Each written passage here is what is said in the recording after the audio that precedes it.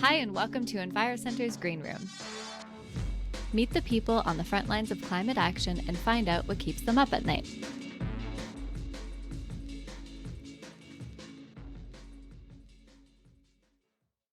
I'm Mandy, and this week we're joined by Bettina Vollmerhausen, co-founder and executive director of the Ottawa Tool Library. Welcome, Bettina. We Hello. Hi. Yeah. We ask all of our guests to bring one environmental fact to share. What have you brought with you today? Well, as you mentioned, I run the Ottawa Tool Library. So mine is really about tools. It's actually about an item I wanted to bring to I wanted to make the listeners aware of the waste of resources that go into tools. For example, in the lifespan of a drill, it is used 13 minutes of while it sits for 30 years on your shelf. That's how much it gets used.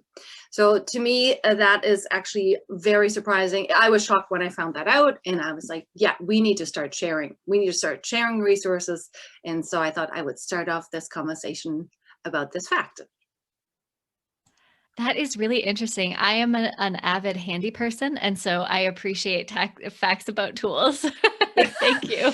And it's an average, right? I mean, yes, if you're handy and you're obviously building things all the time, for you it's lots. But some people buy a drill just to actually put a hole in the wall to hang up a picture. They don't need a Right. drill. They need a hole in the wall, right? That someone's Right. sort of reshaping what's the perspective here? And then it's like, well, I could borrow that drill. I don't need to own it. It doesn't need to sit in my basement. And someone else can use it when they need it, right?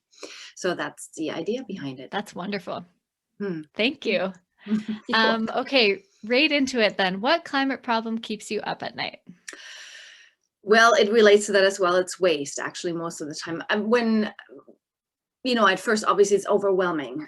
You're like, well, there's so many problems going on, and especially during our COVID crisis, pandemic, I should be saying, I guess, is that it's fallen off the radar, right? No, you hardly hear anything about it anymore, and yet it is high time that we make changes in order to prevent further climate crisis issues. And so one of the things that we could tackle here in Ottawa with the tool library is actually waste and waste diversion. So it's about keeping things out of the landfill, giving tools, in particular in this case, a second life, sharing those for people to come and borrow them, and keeping them out of the landfill. And so that is that's something that we can do locally, but it is a global issue. Yeah, there's way too many things in the world. We produce too many things, too many non-renewable resources go into it.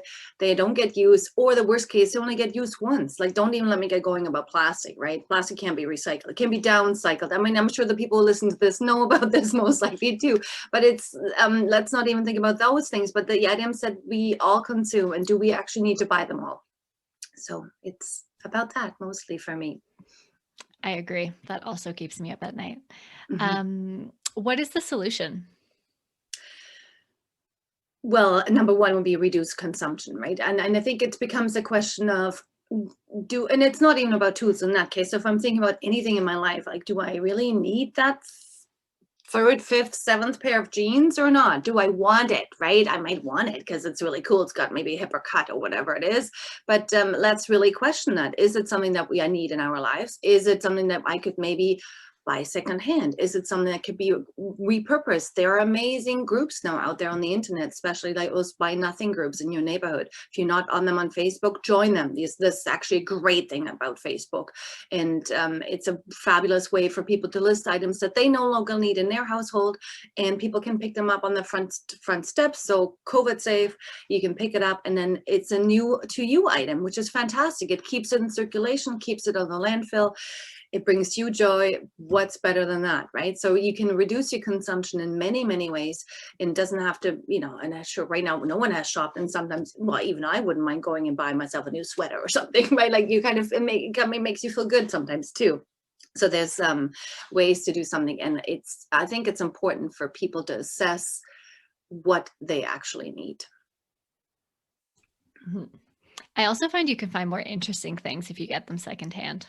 Oh, Is totally. I usually love, my oh, experience. Yeah. yeah. And then also what I love, and it's really sweet for the tool library, because we are, the majority of our tools have been derived through donations, right? So 99% of our inventory of over 2,500 tools have been donated to us. And for various reasons. Often it's people who just, oh, you know, I bought it for a project, I built the deck, I don't really need this saw anymore, and I'm glad so other people can use it. But the majority of times it's actually for the generation that used to own all these tools. They are downsizing. They're going into care homes, and that generation used to do everything. They used to change their tires themselves. They fixed the leak in the roof. They could do those things. So they had those tools. And so we have a lot of tools, and we often get great stories with them, which is really sweet. Sometimes it's like, you know, my dad had this tool and he inherited it from his dad, and it came from Winnipeg, where the, you know, grandpa built the farm by himself with his hand drill. And it's just incredible. There's some beautiful stories that we have as well with the tools. And that's right, that's what secondhand gives you as well, because sometimes you get the story with it too, especially in markets. And hopefully sometime we can again in the summer have outdoor markets, flea markets, or those kind of things are fantastic for reducing consumption, reducing your footprint. That's great. So along the lines of reducing our collective waste, what do you think is in the way? I think it's very easy to become overwhelmed, because it's like climate crisis and it's just such a big problem. And really, well, sometimes you feel like, well, what am I going to do about it unless my government is doing something about it? And how am I going to really provoke change? But I think it's you've probably heard of this expression. It's like every journey starts with one step, right? If you in your own little bubble, in your own little life, do something and be careful about how you consume, you can make change. There's many ways for sure. There's convenience that holds people back, right? I'll just buy that, and you know, only this one time, and then they throw it away, and then it's well, maybe next time around it's still not available, I'll buy again the one-way product.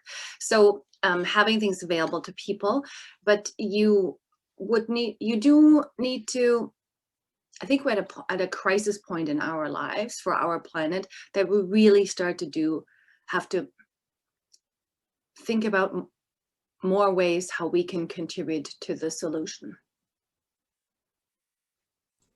I agree.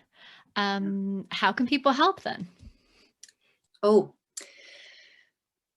education is one of them. I think you need to help you educate yourself, listen to various sources. Obviously, don't just pick one and listen to only it. You know, talk to people, get involved, in particular, even grassroots organizations in your town, in your city, in your neighborhood. There are all kinds of people out there who are passionate about something, like me, crazy me about the tool library. I love the tool library, and you know, you maybe get involved with our little organization, trying to keep tools out of the landfill. We have, for example, a donation stream. All the donations get triaged, then we get assessed. Can we use them? Are they safe to use? So tool doctors assess them. Yes, they're good to use. Well, we already have 20 of these. We don't need another one in our inventory, so maybe we can pass it on. So we either pass it on to another organization, or we end up selling it in our web store.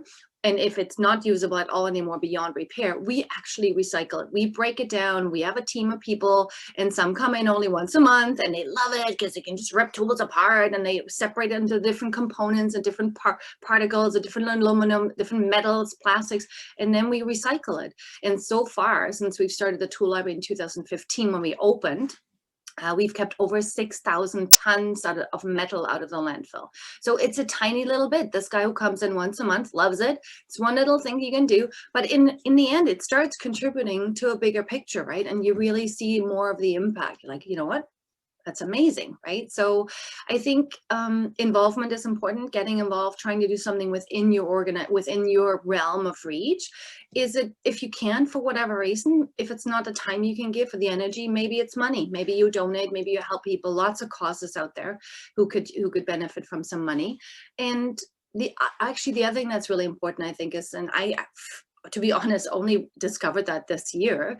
There's the City of Ottawa website. It's called Engage EngageOttawa.ca, I'm pretty sure. We can maybe post that later on if I was wrong about that.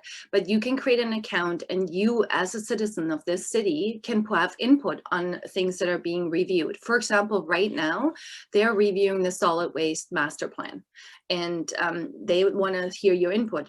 Do you want a place in the city where you can recycle items? Maybe easily. Maybe it's a huge building where you drive up, and these are the things that you see in Europe everywhere. You can drive up and you can drop off your clothing here and your small appliances there, and maybe your tools over there. And in that building, they get recycled, they get tested, they get figured out. And in the front, there's actually a secondhand mall, quote unquote, where you can come and purchase maybe a secondhand bike, and maybe borrow tools, and maybe get secondhand clothing. So having one simple place where this would all be available to anybody, I can drop my stuff off. I know it's not going to the landfill, because the landfill here in Ottawa is going to be full in 2042. So we really need to make changes, and we need to divert things from the landfill. So you can, for example, sign up there, put your thoughts into that. Let the city know, what do you want to see in this plan? And I think that's very important. And that's something that really anyone should be doing, because that is your obligation as a citizen in a democracy, to participate and let people know. There's, we all know friends and people who complain all the time, but when you question, have you written a letter? Have you let anyone know how you feel about it? Right, then the conversation stops. It's like, this is an easy one. You can do it at your computer at home and send your information, send your thoughts off. I think that's very important. Living by example is another one. Yeah. Oh, sorry. I get excited about this. Civic engagement can have a really big impact. It can go a long way. So yeah. I agree. Yes. Yeah. Last question for you. Oh, no, go ahead. Oh, what? Oh, yeah. Yeah, go ahead. You ask me. The last question, which maybe you can incorporate what you were going to say into, is what is the future? I can actually. That also applies to the next question. Phew, thank you. The other things that you probably all have heard of, recycle, reduce, recycle. And I think now it's actually a bigger picture. We should be saying refuse. Let's start with refusing. Like, do we really need to get this? Let's rethink this. Can we repurpose something? Can we repair something? That's actually something else that the Ottawa Tool Library does. We hold repair cafes. Well, not right now. This is pre-COVID, but once we can again congregate, we will hold repair cafes again, where you can bring an item and we have fixtures, and these are all volunteers. That's how you can do your own little bit, right? And we repair items, and these people are always so excited. At the end, we have a debrief in our repair cafes, and people are like, oh my God, I fixed like 12 things that would have gone to the landfill otherwise. People feel so empowered. And I think that's very important to have those things. So start thinking about what you do, be more engaged, ask yourself the 7R questions, right? Can we refuse it? Refuse it, maybe first off, rethink it, reuse it, repair, what are the other ones? Recycle. I don't even know. There's actually probably 12 by now, but there's so many R questions that one can be asked, and one can ask oneself. And I think that would be one of them. The other one is a good future for me is for people to really start thinking about that. And I think in overall, it's not only about the climate crisis, but also about social justice. And I think that's a very important part for our communities locally and globally to think about that too. And respect for the humans around us, respect for the planet we live on, because we want to stick around for a while, and we need to make sure we all start getting along a bit better than what we're doing and not abusing our planet. That's it for this week's Green Room. Thanks so much for joining us as we get to the heart of climate action. You can find out more about our work and sign up for our newsletter at EnviroCentre.ca. Follow us on your favorite podcast app or subscribe on YouTube. See you next time.